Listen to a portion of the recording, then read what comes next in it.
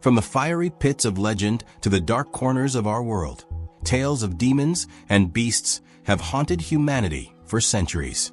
But what if these creatures weren't just stories? What if myth and reality are closer than we dare to believe? In this video, we'll journey through ancient texts, chilling encounters, and modern theories that blur the line between the supernatural and the explainable. Are these beings born of imagination, or do they walk among us, hidden in shadow and fear? Welcome to Demons or Beasts, the fine line between myth and reality. Let's uncover the truth together. Demons or beasts, the fine line between myth and reality. Shadows at the edge of understanding. From the dawn of civilization, humanity has been haunted and fascinated by things that lurk just beyond the firelight. In every culture, stories of monsters and demons weave through mythology, religion, and folklore. These entities take countless forms: winged horrors from the sky, scaled creatures from the depths, shadowy spirits whispering in dreams. But beneath their terrifying appearances lies a deeper question. Are they mere inventions of human imagination, or echoes of something real that has slipped through the cracks of our understanding? The boundary between myth and reality is thin, perhaps thinner than we'd like to believe. For centuries, explorers, priests, scientists, and storytellers have all wrestled with the same enigma. Where do monsters end? And where does truth begin? The line between demons and beasts has never been clear, and in that gray space, legends are born. 1. The ancient roots of terror. Long before written language, ancient peoples painted on cave walls the images of creatures they both revered and feared. These depictions often combine traits of known animals, fangs, claws, wings, with grotesque or supernatural features. Archaeologists interpret these as expressions of mythic thinking, attempts to explain nature's power and unpredictability. Yet, to early humans, these were not symbols. They were real beings that shaped the world around them. The Sumerians, for example, believed in entities like the Lamashtu, a female demon who preyed upon infants and mothers. In neighboring Mesopotamian cultures, creatures such as the Anzu bird, a lion-headed eagle, were seen as literal threats to divine and human order. These figures weren't simply metaphors for evil. They were manifestations of forces humanity could not yet explain: disease, storms, famine, and death. Similarly, in ancient Egypt, hybrid creatures like Ammit, who devoured the hearts of the unworthy, blurred the line between natural and supernatural. Ammit was part crocodile, part lion, part hippopotamus, each animal symbolizing power and danger. To the Egyptians, she wasn't a myth. She was a divine reality, enforcing the cosmic balance known as Ma'at. In these early myths, we find the first merging of demon and beast, creatures that represent both moral evil and primal fear. It was not merely imagination. It was humanity's first attempt to understand chaos itself. 2. The demonization of the unknown. As human societies evolved, so too did their monsters.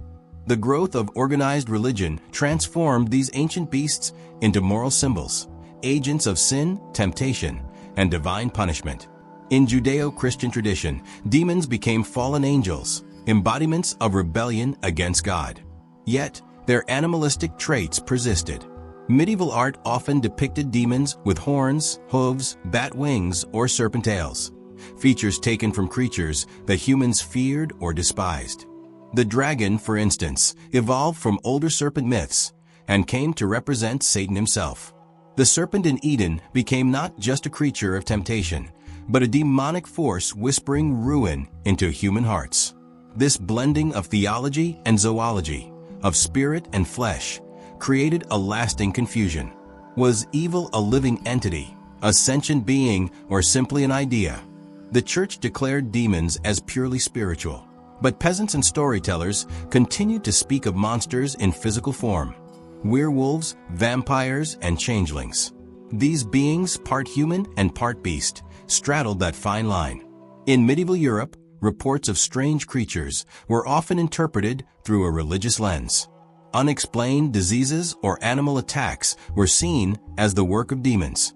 A malformed birth, a rabid wolf, or an unfamiliar animal from a distant land could easily be mistaken for a sign of infernal corruption. To fear the beast was to fear the devil himself. But behind these interpretations lay a deeper truth.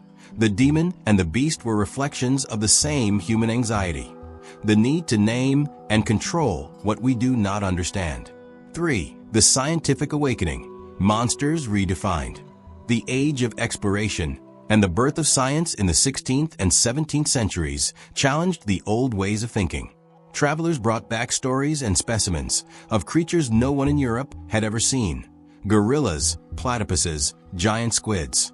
These real animals blurred the line between myth and reality in unsettling ways. When sailors first described the gorilla, many dismissed it as a monstrous fable, a human-like demon of the jungle. The same occurred with the giant squid, long thought to be a sailor's exaggeration of the kraken. Yet both were later proven real. The discovery of these monsters did not end the myths, it made them stronger, proving that sometimes what we call impossible merely waits to be discovered. At the same time, the study of human psychology and evolution introduced new interpretations of demons and beasts. The Freudian and Jungian schools proposed that monsters were projections of the human unconscious, symbols of repressed instincts and fears.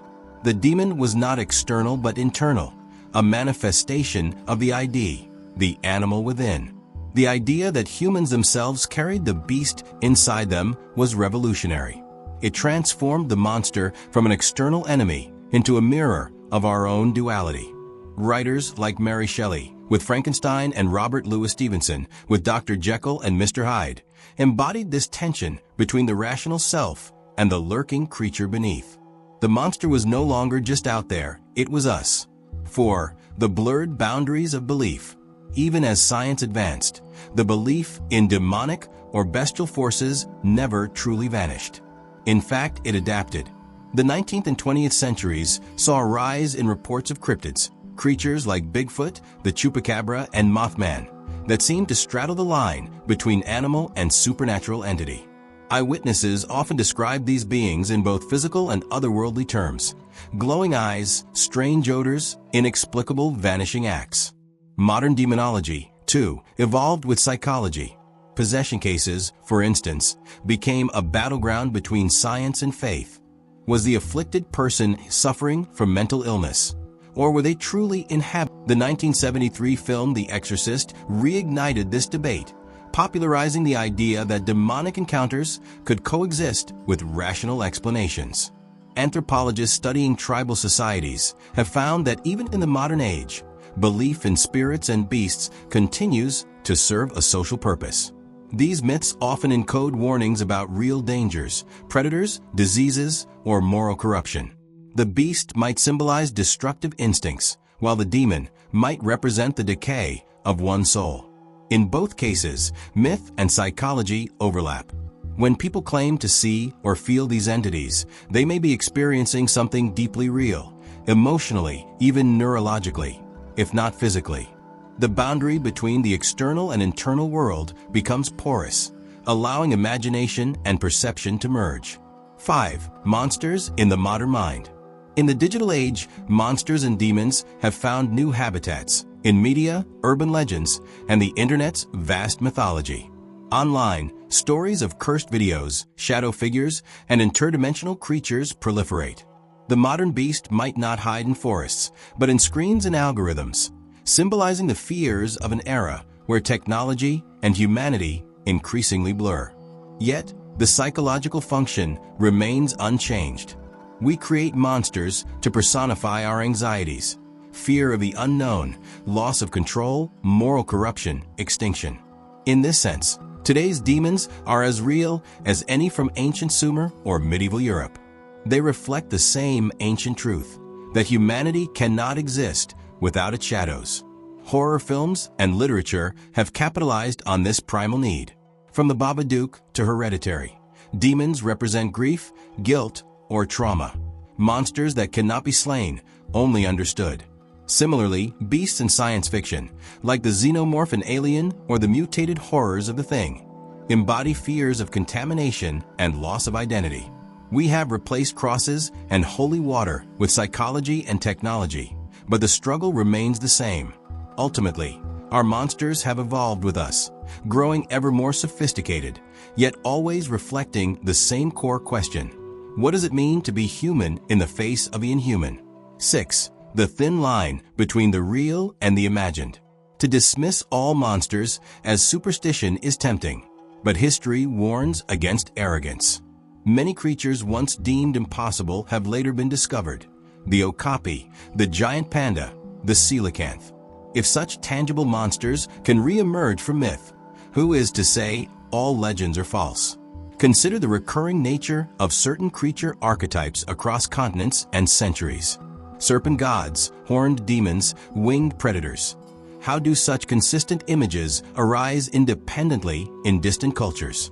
Some scholars suggest a psychological basis: shared human fears coded into the collective unconscious. Others propose an evolutionary memory of predators long extinct, imprinted in our genetic psyche. But perhaps there is another possibility. Myths may preserve fragments of truth, distorted through time but rooted in real encounters with unknown species or phenomena. What ancient peoples called demons, we might someday classify as undiscovered forms of life, energies, or dimensions. The universe remains largely unexplored. The oceans alone conceal countless mysteries.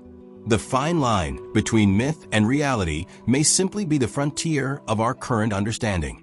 What we label supernatural may just be natural misunderstood. 7. The moral monster, when evil takes form. While some monsters arise from nature's mysteries, others emerge from humanity's darkness. The concept of the demon often serves to explain acts of cruelty and evil. When humans commit horrors, genocide, murder, exploitation, societies instinctively look for external blame. The demon becomes a scapegoat for moral failure, a convenient embodiment of the evil that humans themselves enact. Yet, history teaches us that the true demon may reside within. From tyrants and serial killers to war criminals, real people have demonstrated monstrous capacities. These individuals blur the line further: beasts in human skin, or humans who have surrendered to the beast within. Modern psychology calls this the shadow self, the suppressed, instinctual part of the human psyche that can manifest destructively if ignored.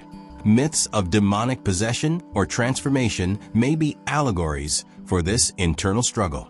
In that sense, the fine line between demons and beasts is not just mythological, it's moral and psychological. It reflects our constant tension between civilization and savagery, reason and chaos, light and darkness. 8. Science meets the supernatural, the ongoing debate. Contemporary science continues to explore phenomena that once belonged solely to the supernatural. Quantum physics challenges our notions of reality, consciousness, and perception. Some researchers speculate that so-called paranormal experiences could stem from altered states of awareness, electromagnetic fields, or even multidimensional interactions. Meanwhile, cryptozoologists pursue evidence of unknown creatures, using modern technology to investigate myths once dismissed as fantasy. Whether or not they succeed, their work underscores a vital point: mystery still exists. Every discovery, whether it's a new deep-sea species or a cosmic anomaly, reminds us that the universe is far stranger than we imagine. In that strangeness, there remains space for the old legends to breathe. Demons and beasts, whether metaphors or manifestations, continue to haunt the thresholds of our comprehension. 9. The symbol that never dies. In every era, humans have reinvented the demon and the beast to match their fears. In the ancient world, they guarded temples and tombs. In the Middle Ages, they tested the faith of saints. In the modern age, they stalk our media, our nightmares, and even our scientific frontiers. This persistence reveals something profound. We need our monsters. They give shape to the invisible, our guilt, our instincts, our awe of the unknown. To destroy them would be to destroy a piece of ourselves, the part that acknowledges mystery and moral struggle. Whether real or imagined, demons and beasts perform an essential role. They remind us of the limits of our understanding and the fragility of our humanity. As long as we seek to explain the unexplainable, the fine line between myth and reality will remain blurred and alive. Conclusion: walking the edge of fear and wonder. So, are they demons or beasts, spirits of evil or creatures of nature? The truth is, they are both and neither. They are reflections, refracted through the lens of human fear, belief, and curiosity. Every claw, every wing, every whisper in the dark tells a story, not just of monsters, but of us. In our pursuit of knowledge, we often forget that mystery is not an enemy, but a companion. The line between myth and reality may not be a boundary to cross, but a horizon to approach, forever distant, forever calling. As long as humans dream, fear, and wonder, the demons and beasts will remain, not as threats to be slain, but as mirrors showing us who we truly are. As we've seen, the line between myth and reality isn't always clear. Demons and beasts may live in the pages of ancient lore, but their echoes still haunt the modern world, in unexplained phenomena, whispered fears, and the darkness within ourselves. Perhaps the true monsters aren't out there, but within us all. What do you believe?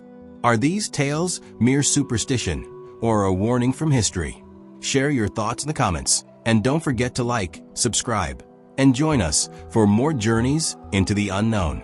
Until next time, keep your eyes open and your soul guarded.